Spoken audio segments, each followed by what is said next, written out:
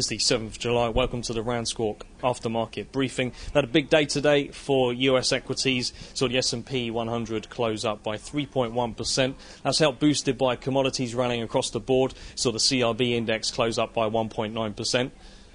That was helped partly by some of the strengths in commodity-related currencies. The Aussie dollar took a huge bid today alongside Kiwi and the Canadian dollar.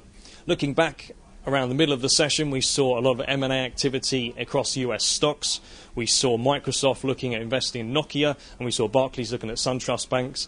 However, the uptrend began with the European session, where we saw markets so far pleased with EU stress test methodology. The CEBS looking to test 91 banks. To take haircuts on bonds, around 16 to 17% was touted for Greek sovereign bonds. That was according to a German banking source. We saw around 3% for Spanish bonds to be taken as a haircut, 0.7% for French, and for German sovereign bonds, they won't be tested at all. The sovereign stress test methodology will assume a 3% cut in GDP for any sovereign risks. However, that did cause the big uptrend in the early part of the session, which continued all the way up to the close. The markets didn't really look back, but again, S&P rallied by 3.1%.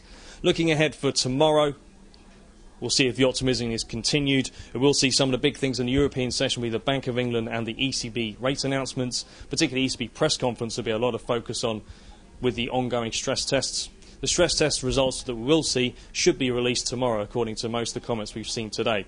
For the US, worth noting from some fixed income supply, we'll see a 3-year, 10-year and 30-year refund, and also a 10-year tip sale.